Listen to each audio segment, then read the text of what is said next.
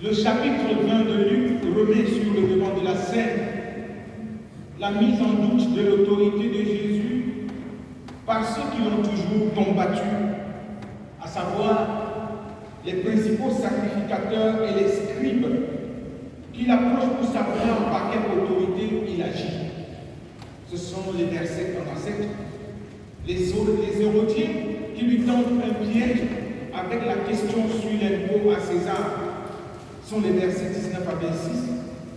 Et les Sadducéens sur la question de la résurrection, c'est notre texte de ce jour.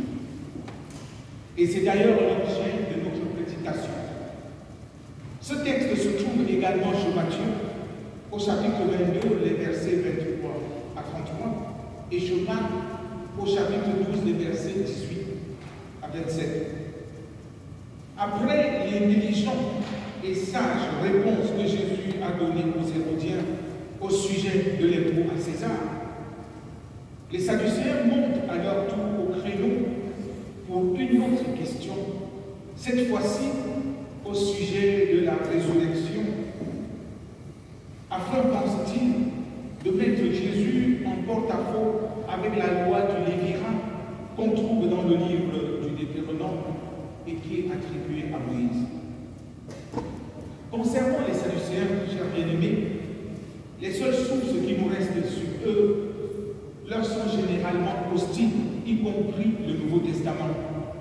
Il se peut que leur nom soit dérivé de Zadok, qui fut soit le contemporain de Salomon, comme on peut le voir en Ézéchiel 34, verset 15 et suivant, soit un ancien chef hypothétique du parti. Mais même cela est loin d'être établi avec certitude.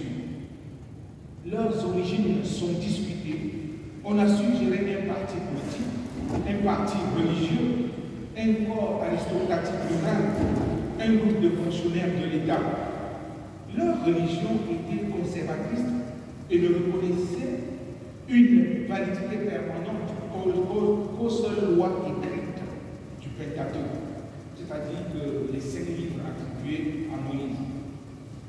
Ils rejetaient les doctrines de la résurrection des anges et des démons et croyaient que la prospérité et l'adversité dépendaient uniquement du comportement d'une personne.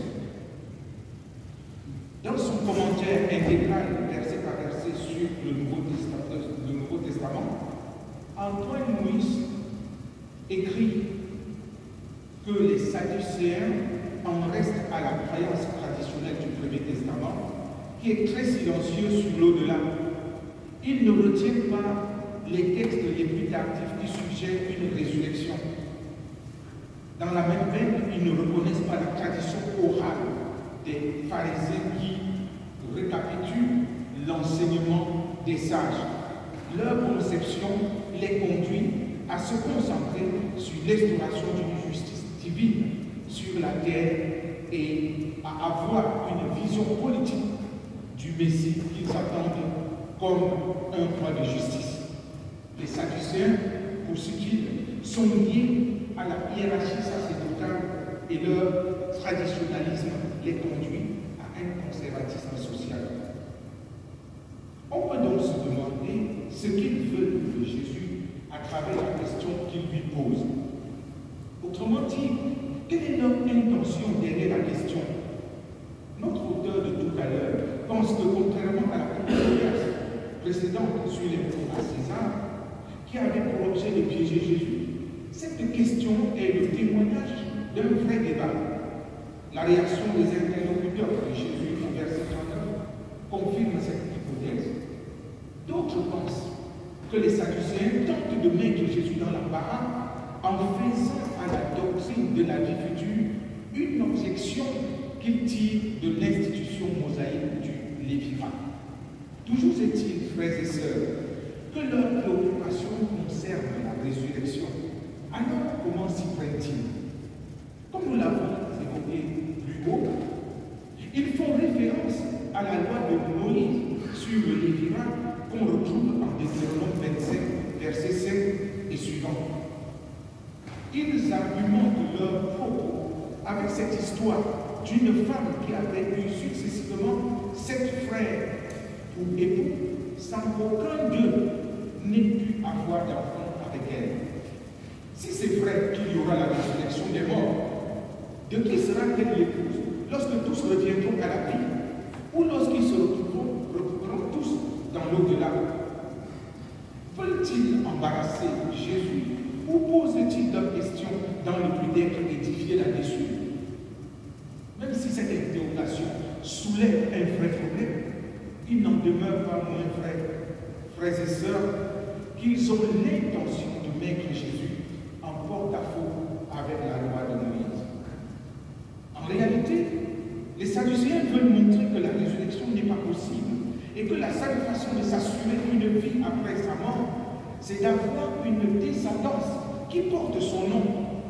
Pour eux, tout s'arrête avec la mort physique qui marque la fin de toutes choses. Il faut donc s'investir le plus possible à avoir une descendance. Dans sa réponse, Jésus leur montre que leur vision des choses est fausse. Non seulement ils réduisent toute à l'existence terrestre où on prend femme et mari, bien plus, ils ne comprennent pas qu'à la résurrection, les hommes et les femmes ne seront plus dans la dimension humaine et physique où la vie de couple et la sexualité ont un sens et laissent apparaître en même temps notre précarité et notre finitude. Comme le dit l'apôtre Paul en 1 Corinthiens 15, verset 54, c'est un aspect de ce verset, lorsque ce corps corruptible aura revêtu l'incorruptibilité et que ce corps mortel aura revêtu l'immortalité. Dans ce corps nouveau et glorieux, qui sera celui des ressuscités, poursuit Jésus, il n'y aura plus besoin de mariage, car tout ce qui caractérise notre fragilité aura disparu et les rachetés seront semblables aux anges introduits dans l'éternité. Chers bien-aimés, bien au-delà des Sadducéens, cette question de la résurrection ou de la vie après la mort occupe une vraie place dans nos pensées. Il nous arrive aussi de nous demander ce que deviennent celles et ceux qui nous ont quittés et qui par ricochet, ce que nous deviendrons, et par ricochet autant pour moi, ce que nous deviendrons dès que nous quitterons à notre tour cette terre des vivants. Cette préoccupation est réelle. Bien de personnes se posent cette question. Et c'est normal de se la poser. Le Seigneur Jésus nous apprend que celles et ceux qui ont cru en lui ne seront pas dans la désolation et la perdition éternelle. Puisque lui-même est ressuscité, il assure la résurrection à toutes celles et à tous ceux qui croient qu'il est le Fils de Dieu venu pour sauver l'humanité de son péché. Il le dit d'ailleurs à Marc dans l'évangile de Jean au chapitre 11 en ces termes. Je suis la résurrection et la vie. Celui qui croit en moi vivra même s'il meurt, et quiconque vit et croit en moi ne mourra jamais. Crois-tu cela? Jésus posait cette question à Marc. Dans la suite de notre texte de Luc, Jésus fait référence à Moïse pour illustrer son propos aux Sadducéens.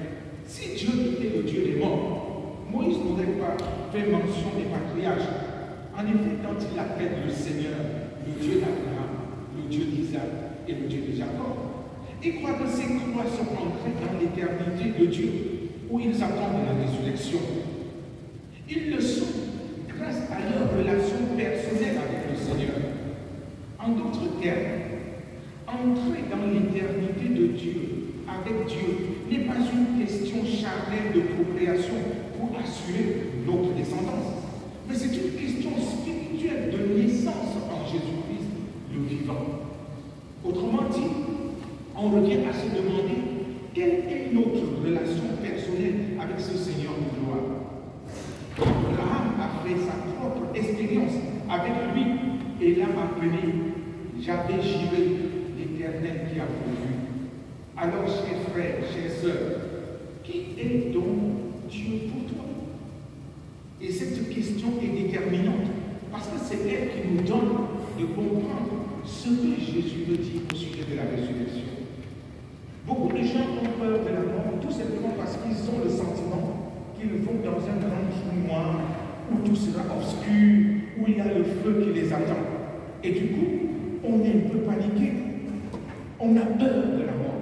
Mais ceux qui sont en Christ, nous dit Jésus, ont plus peur de la mort. Ça ne veut pas dire qu'ils se donnent la mort. Ça ne veut pas dire qu'ils se jettent dans la bouche de la mort. Ça ne veut pas dire qu'ils se négligent pour mourir parce que c'est bien d'aller rencontrer le Seigneur. Non. Ils vivent normalement et avec joie, avec reconnaissance, la vie terrestre, mais dans une perspective de ce que cette vie terrestre prendra un jour. Parce que le monde ne s'arrête pas à ce que nous voyons. Et c'est vraiment désolant de voir comment notre société aujourd'hui tend à croire que c'est cette terre-là qu'on nous sort de l'éternité.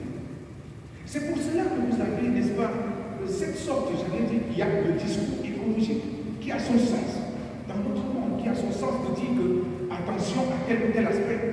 Mais lorsque l'on prétend sauver la planète, c'est une prétention.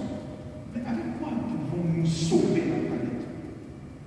Mais il y a quelqu'un qui a créé et qui est sauveur de l'humanité. La première chose à sauver, c'est notre âme, que Dieu peut sauver. Il nous parle du danger de notre âme. Notre âme, notre corps est en danger. Mais on en parle très peu. On en parle très peu. C'est parce que nous ne prenons pas conscience de ce que nous sommes créatures de Dieu. Et que Dieu a tout mis pour que nous soyons bien, que nous ne pouvons pas prendre soin de ce qu'il y a autour de nous. Et Jésus disait déjà, nous l'avons lu dans ce texte venu, celui qui est fidèle en peu de choses, on lui confiera les plus grandes. Mais celui qui n'est pas fidèle en peu de choses, comment voulez-vous qu'on lui confie les plus grandes? La petite chose, c'est quoi? C'est notre vie à nous. C'est d'abord notre personne. Quelle est notre relation personnelle avec Jésus? Quel est le discours? Quelle est l'attention que nous portons à ce message que Jésus dit? Qu'il est la résurrection et la vie. Il faut se tourner vers lui. Mais si nous ne sommes pas dans cette perspective de la résurrection avec Jésus, comment voulons-nous ressusciter ce qui est autour de nous? Prenons d'abord conscience de ce que nous sommes, des êtres de finitude, et que notre résurrection s'inscrit dans la dimension de l'éternité que le Seigneur Jésus apporte par sa mort et sa propre résurrection. Et du coup, nous pouvons prendre conscience de ce qu'il y a autour de nous. Si nous sommes dans cette perspective de tout nous est permis, alors notre attitude vis-à-vis de l'environnement sera aussi une attitude de catastrophe. Parce que nous croyons qu'on peut détruire aujourd'hui et se relever et retrouver demain. Frères et sœurs, Jésus dit que la résurrection est réelle. Et du coup, lorsqu'on parle de la mort, repentez-vous pour ne pas être pris à contre-pied le moment venu. Les gens disent qu'on fait l'évangile de la peur. Non, il n'est pas question d'effrayer qui que ce soit. Mais une chose est claire. Je ne peux pas prendre une voie de gauche pour me retrouver à droite. Non. Aujourd'hui, il faut choisir. Qu'est-ce que nous voulons servir? Dans quelle logique nous sommes? La logique de la résurrection pour l'éternité avec le Seigneur Jésus, ou la logique d'une vie sans issue, celle que le monde propose. Alors, tous les Sadducéens, ils pensaient que, alors il fallait assurer la descendance. C'est pas mauvais d'avoir la descendance. Mais tous n'ont pas de descendance. Est-ce à dire que ceux-là n'auront pas place dans l'éternité? Jésus dit que vous êtes dans l'erreur. Frères et sœurs, aujourd'hui, le Seigneur nous appelle. Il nous appelle. Et alors, la question, c'est quel sentiment t'animes-tu lorsque tu penses au moment où tu quitteras ce monde? Quel est le sentiment qui t'anime? Sentiment de peur? Sentiment de rassurance? Sentiment de confiance? Il est important de faire le bon choix en te tournant vers Jésus pour lui demander pardon pour tes péchés et prendre la main d'amour qu'il te tend. Il est important de se convertir, de quitter la mauvaise voie, comme je disais